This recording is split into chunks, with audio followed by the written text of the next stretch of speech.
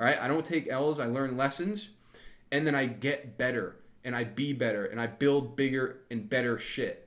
And that's how you build good businesses. What is going on, guys? Noah Brewer here, back again with another video. And yes, you saw the title. So in my last video, I went over how I took my brand from 0 to 23K per day in just a month. Really, it was in the first year of starting the brand, but from the time that we started scaling ads, it was about a month to actually scale it to that level. And in this video, I'm going to talk about how it all went to shit. So I do want to start off by saying that if you didn't watch the last video, you should absolutely go watch the last video before watching this one, just so that you have some context on what was going on. Because in this video, I'm going to be talking about the month or two after we scaled to 23K per day and kind of what happened. And you can tell by the title, it wasn't very good. But I'm going to basically show you what happened and get into why and talk about the lessons that I learned and what I'm going to do this year to not make the same mistakes. And hopefully not end up in the same predicament. So basically, I'm sharing my screen so that I can show you what the actual numbers looked like. So this is Triple Whale. It allows me to see the metrics of my ad account because my Facebook is completely cooked. So this is December 2024. So this is when things were like pretty good. It wasn't at our peak. Our peak was like at the end of November, mid to end November. But you can see that we spent $24,000 on ads. We did $100,000 in revenue. AOV was $57. Conversion rate was 6%. And why did everything crash so hard? Well, let me just fast forward to the first week of January. And you can already see that it doesn't look that pretty. But let's just go look at the ad spend and see what that looks like as well. So for the ads, we had to completely scale it down, like super aggressively scale down because we were just losing like so much money. At the spend that we were at, like pretty much right when Christmas hit, we started losing money, so we started scaling the spend down. And just from an outsider view, we basically had to go from spending 3 to 4K a day down to spending like $200 a day, like literally within a week, because the numbers were just terrible. Like our AOV tanked and the conversion rate also tanked. And the main reason for this, I think, is the product is just extremely seasonal. And we kind of knew this going into it. Like it's a very gifting type of product. Like it's something that people mostly just buy as a gift. They're not really buying it for themselves. Like we ran a survey, 95% of our customers are buying it for somebody else. So it makes sense that the conversion rate would be so much higher, even the AOV, during the holidays. But we didn't quite expect it to be this bad, going from a 6% conversion rate all the way down to being in the ones. And then the AOV dropping by almost $10, it just had much more seasonality than I think that we gave it credit for. And due to that, there were a bunch of mistakes that were made that actually ended up having us losing a lot of money in January and February because of refunds. And a few other things that we're going to go over briefly in this video. Now, if you do want to see how I grew this brand from 0 to 23K per day, I documented the entire thing in my Discord. You can go in my Discord and literally read the entire story from the day that we tested it to the day that we were doing 23K per day. And this video is kind of a continuation on this.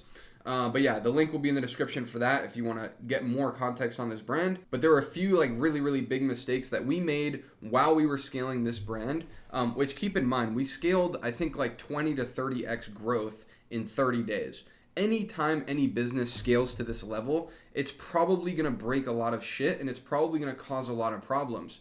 Now, if our product wasn't seasonal and we were able to maintain the scale, into quarter one, I don't think we would have lost money. Obviously, we wouldn't have lost money. It would have been fine. We would have been able to handle everything that happened. But just because the conversion rate tanked and the AOV tanked, we weren't able to scale anymore, so we had to scale down. Therefore, we lost a bunch of money on the decrease.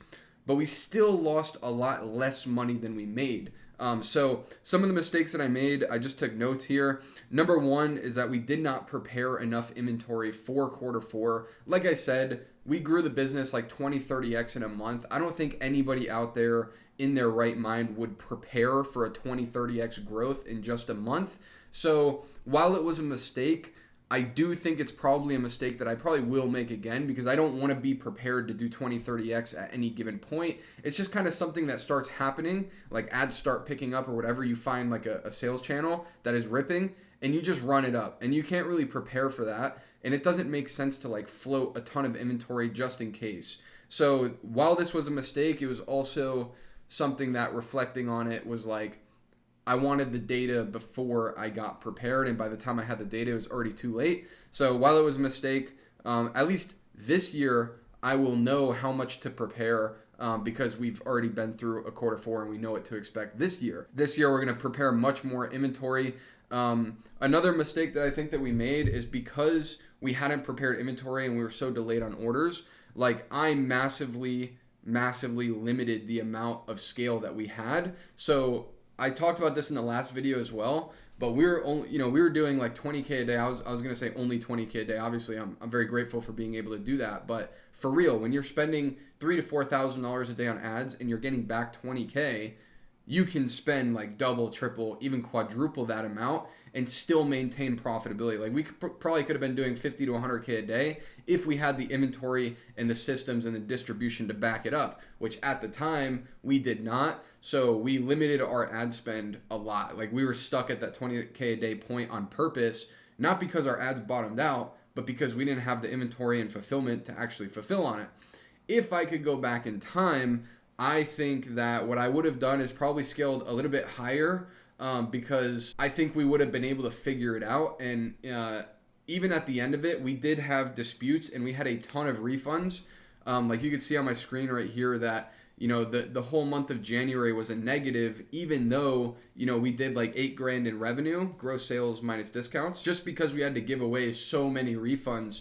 And we were not being stingy with refunds. Like we were giving refunds to anybody who asked, and we also offered people free products if they were willing to wait for their order, and a lot of people did. But I think we still end up refunding 20 to 30 grand of orders, whether it's shipping revenue or full refunds or whatever, which, considering the fact that we did $500,000 in revenue during this window, 30K in refunds is like, it's like not a big deal. It didn't really affect our bottom line for the period as a whole. And in terms of disputes, we only had about a 0.5% dispute rate at our absolute worst. So when we were getting a ton of disputes because orders were delayed, it only went up to about 0.5%. So I think we could have scaled a lot higher. It would have been fine. We would have had to hire more customer support reps, and obviously spend more on refunds and disputes and whatever. But I think the percentages would have worked out just the same. We would have just made a lot more money. Another thing that we absolutely did, which 100% contributed to a lot of the losses that came afterwards, is overhiring and overcomplicating shit. So while we were scaling, we were getting into, Instagram influencers, YouTube influencers, Amazon, like all these different things, and just complicating the business massively. And we had multiple VAs doing customer support, and like it was just like a big operation. And we're probably floating $1,500 to $2,000 a week just in overhead to keep the business running. And we continued that through January, through February, basically hoping that the business would kind of like gain traction again and we'd be fine. But it was very simple. We overcomplicated the business and we overhired. Going back, or like this year when we scale again, I'm just going to keep everything stupid simple. And obviously we're going to have to hire more customer support reps, but I'll probably word it in a way to say that this is a winter job, right? Like this is from, this date to this date. That's the only time that we're really going to need you. And maybe I'll hire them for 3-4 months.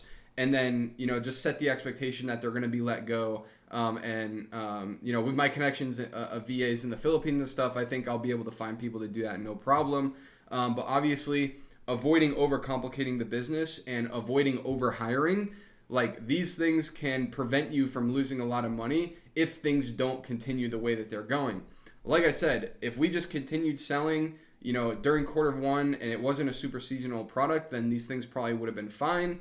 But again, this is just one of the mistakes that I made. And I also don't think that you should overhire or overcomplicate, even if you do have sales continuing, just because it's like unhealthy in business. It's a bad habit. I've done it for a very long time. I'm just starting to lean out systems and lean out the people in my businesses to keep expenses low and just overall stress low. Another thing that we fucked up on was we failed to basically project inventory in the right way. So we kind of like freaked out, like, oh my God, we're selling X amount of units per day. We have to order, 30 days worth of inventory, 60 days worth of inventory because we have lead times and stuff like that. But And we were kind of unsure if the sales were going to slow down during quarter one or if they were going to continue. This is our first year, really going through a quarter four and then seeing how it transitions into quarter one. So we wanted to be prepared if the sales did continue. And that goes back to the mistake that we made before of not being prepared. We're like, okay, let's not make that again. Let's just over prepare. And I think that was a mistake. I think we should have kept it extremely lean and only prepared for what we were doing and waited until quarter one to place more purchase orders for more inventory, raw materials or whatever.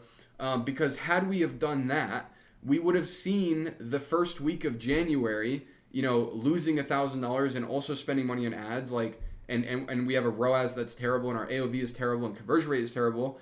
And we wouldn't have overstocked. Like, we would have just looked at that and been like, okay, we were wrong. The sales are not going to continue in quarter one, and we don't need to overstock. And that would have saved us a ton of money that we wouldn't have to come out of pocket for. Money has a cost. If you're running an e-commerce brand, you don't want all of your profits or even all of your personal capital sitting in inventory. It's annoying. And if you have it on a credit line or whatever, it would charge you interest. So if you're, lending money to the business, you don't want the business just sitting on all that inventory, sitting on all that money, using all the money, and not giving you any sort of return. So, this year, what I plan on doing is I'll probably plan for 100, scale to 120, maybe scale to 150. All right. And these are think of these as percentages. I'm going to plan for 100%, and I'm probably going to scale higher than I thought I would. And maybe I'll scale even higher than that.